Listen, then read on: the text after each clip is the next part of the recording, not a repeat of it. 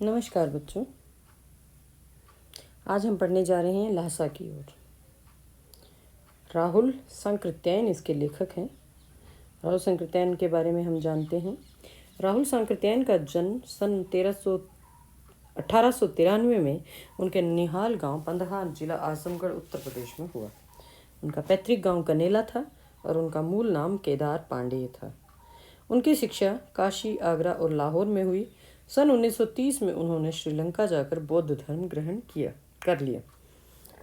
तब से उनका नाम राहुल सांकृत्यायन हो गया।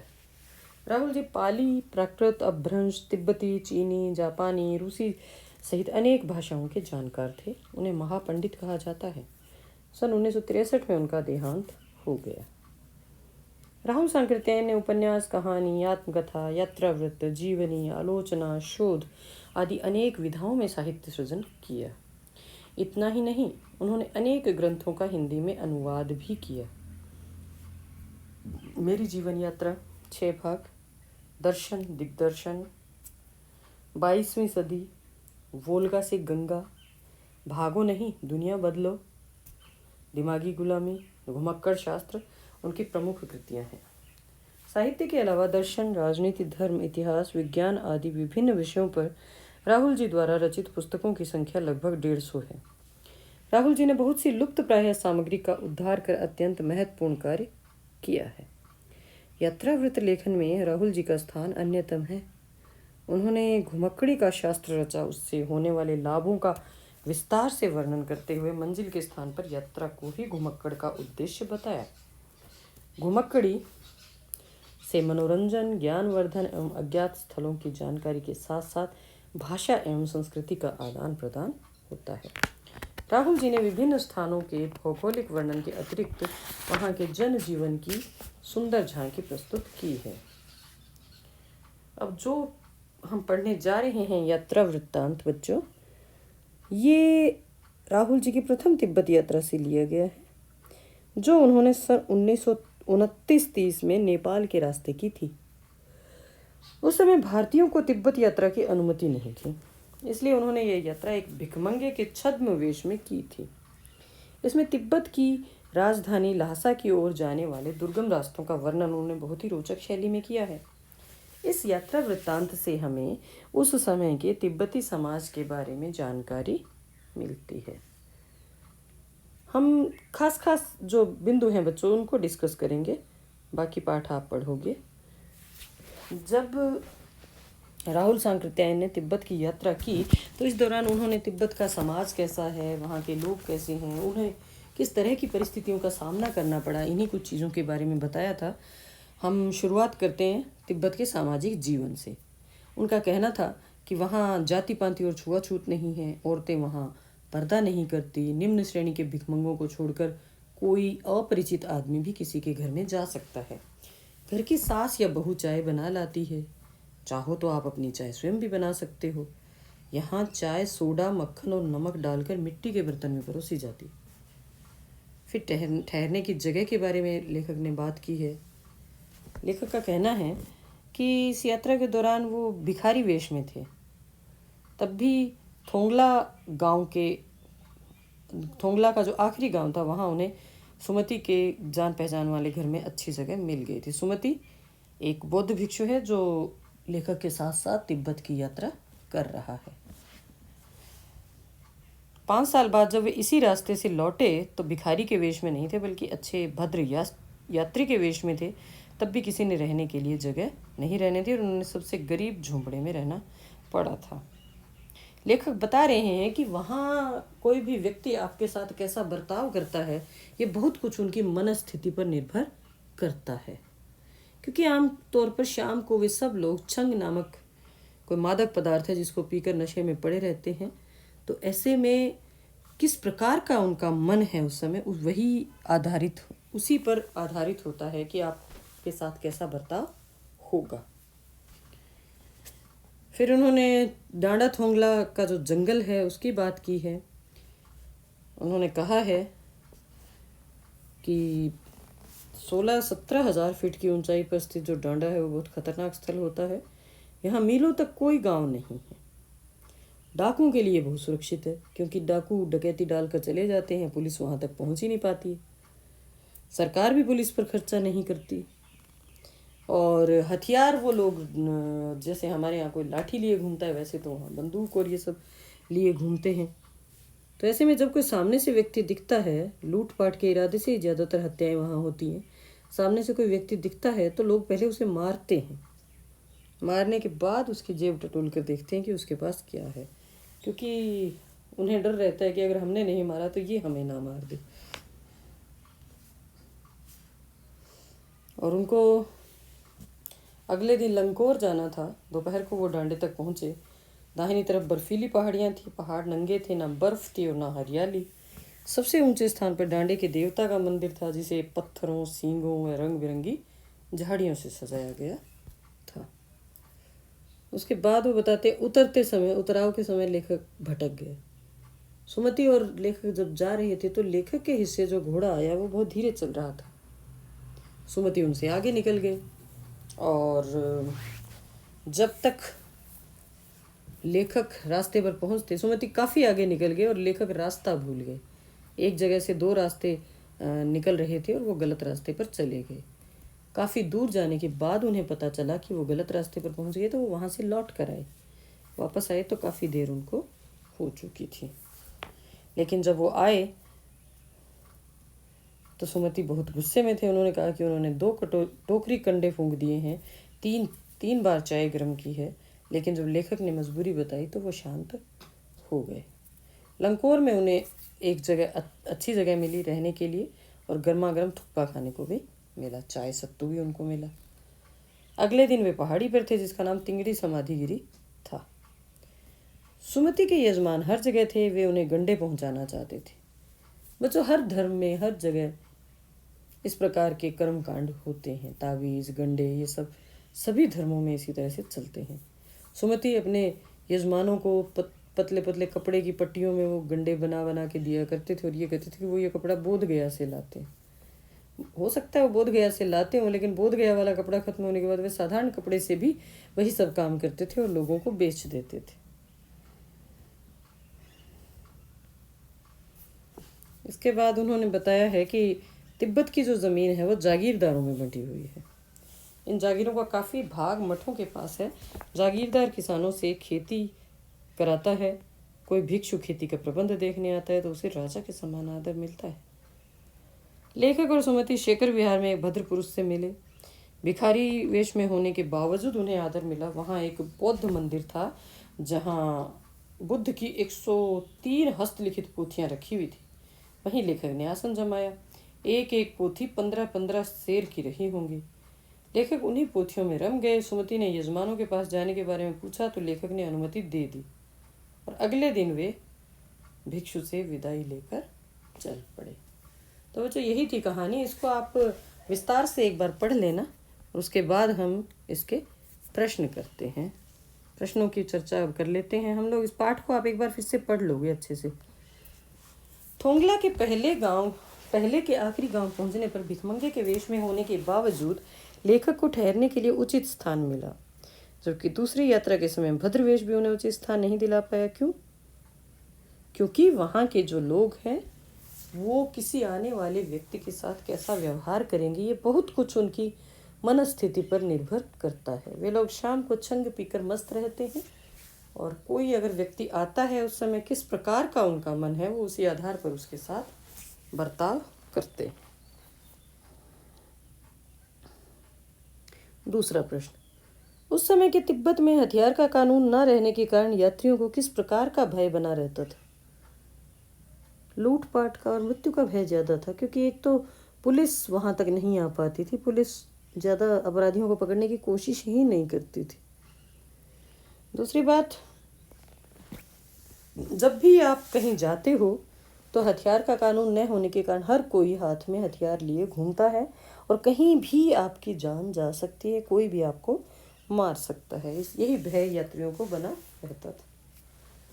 तीसरा प्रश्न, लेखक लंकोर के मार्ग में अपने साथियों से किस कारण पिछड़ गया?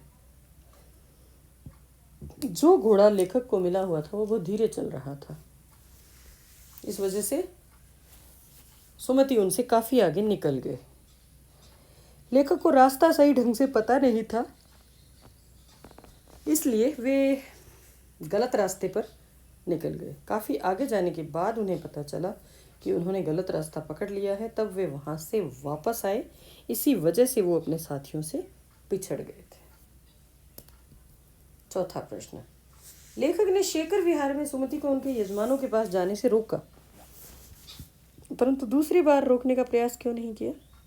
पहली बार जब लेखक ने सुमति को जाने से रोका था तो वो लोग यात्रा में चल रहे थे और लेखक को लग रहा था कि अगर ये एक बार गांव में चला गया तो वापस नहीं आएगा या जल्दी वापस नहीं आएगा। और उन्हें जल्दी थी कि वो जल्दी से जल्दी अपने ठिकाने पर पहुंचे और जिन पोथियों को वो पढ़ने के लिए या लाने के लिए वहाँ गए थे वो वहाँ तक पहुँचना चाहते थे। दूसरी बार लेखक ने सुमति को यजमानों के पास जाने से नहीं रोका, क्योंकि उनको किताबें मिल चुकी थी। वे अब किताबों में व्यस्त थे। अब चाहे सुमति कहीं भी जाए, इससे उन्हें कोई खास फर्क पड़ना नहीं था।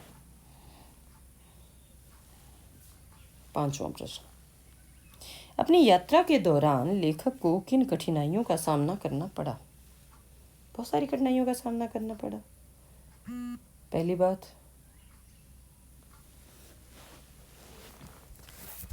लेखक को वहाँ का जो समाज है, हथियार का कानून नहीं, कुछ नहीं तो जान का खतरा था।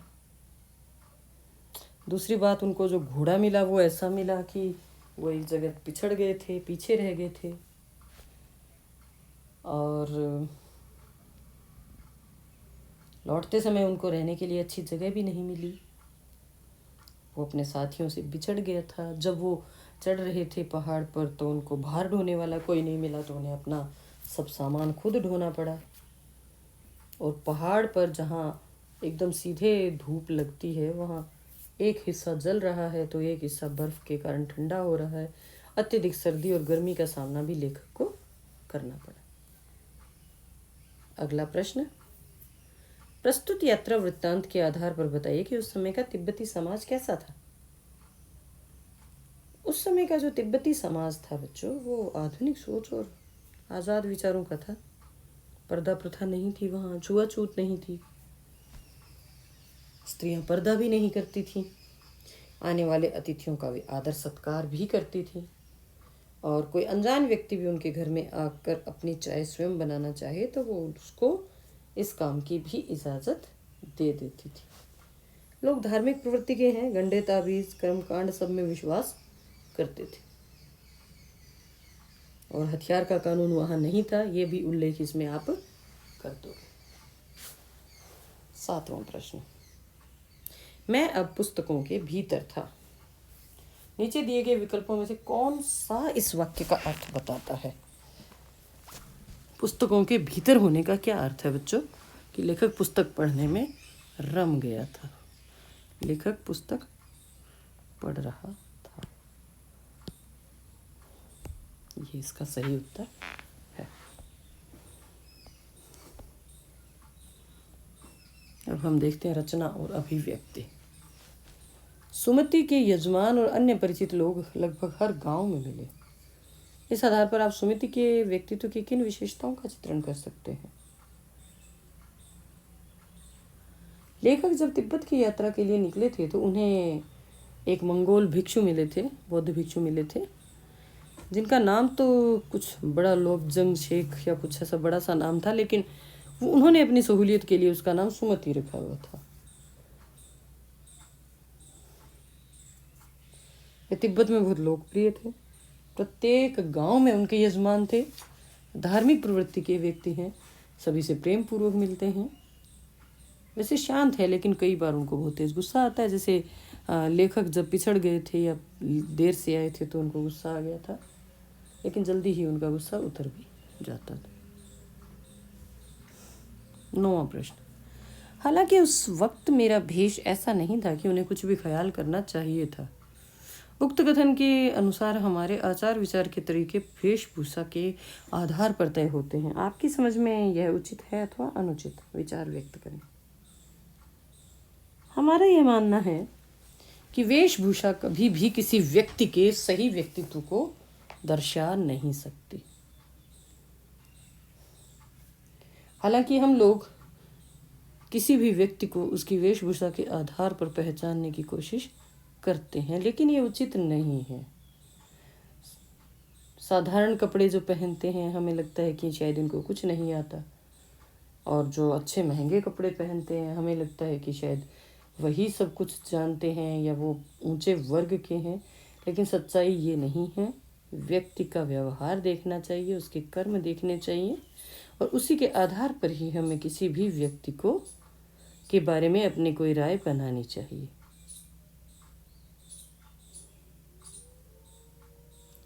10वां है, यात्रा वृत्तांत के आधार पर तिब्बत की भौगोलिक स्थिति का शब्द चित्र प्रस्तुत कीजिए।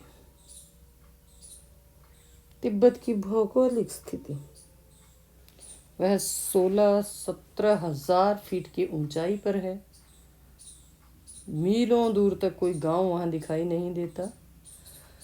पहाड़ियों और नदियों के मोड़ों कोनों के कारण दूर दूर तक कोई आदमी वहां दिखाई नहीं देता। ना वहाँ के पहाड़ों पर बर्फ है और ना ही हरियाली है। उत्तर की तरफ बहुत कम बर्फ वाली चोटियाँ दिखाई पड़ती हैं। सर्वोच्च स्थान पर डांडे के देवता का मंदिर है।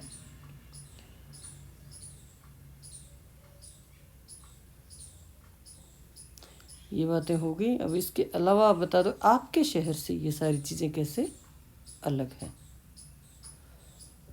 जो जो वहाँ की विशेषताएं हैं वो बताइए, और उसके बाद आप अपने जो रहने वाला स्थान है उसकी भौगोलिक विशेषताओं से उसकी तुलना करनी, ये आप स्वयं कोशिश करिए।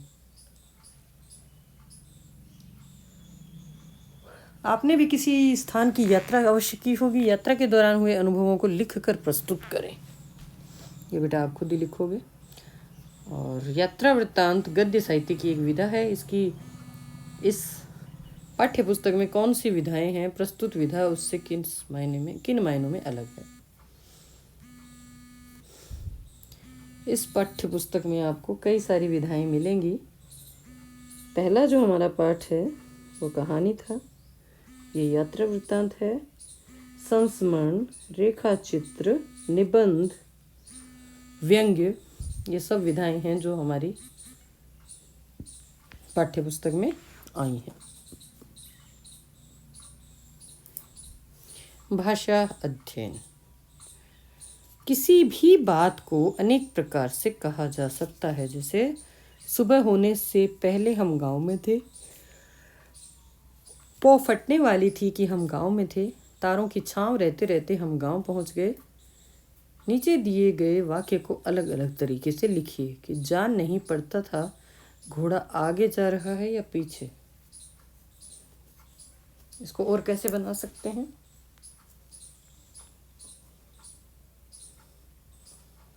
आप कह सकते हो कि पता ही नहीं चल रहा था कि घोड़ा आगे जा रहा है या पीछे, या कह सकते हो लगता था कि घोड़ा आगे जा रहा है, कभी लगता है पीछे जा रहा है, या कोई और जो आपको उचित लगे आप इसका वाक्य बना सकते हैं। ऐसे शब्द किसी अंचल यानी क्षेत्र विशेष में प्रयुक्त होते हैं, उन्हें आंचलिक शब्द कहा जाता है। प्रस्तुत पाठ में से आंचलिक शब्द ढूंढ कर लिखिए। बहुत सारे में जो डांडा है, थोंगला है, थुकपा है,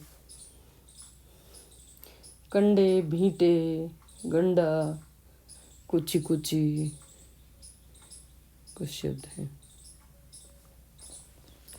पाठ में कागज, अक्षर, मैदान के आगे मोटे, अच्छे और विशाल शब्दों का प्रयोग हुआ है।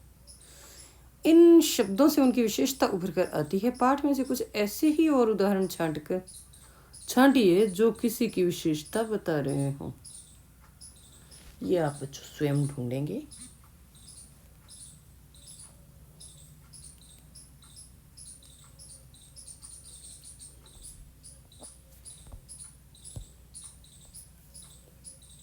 बस ठीक है बच्चों, यहीं आपका ये पाठ खत्म होता है। धन्यवाद।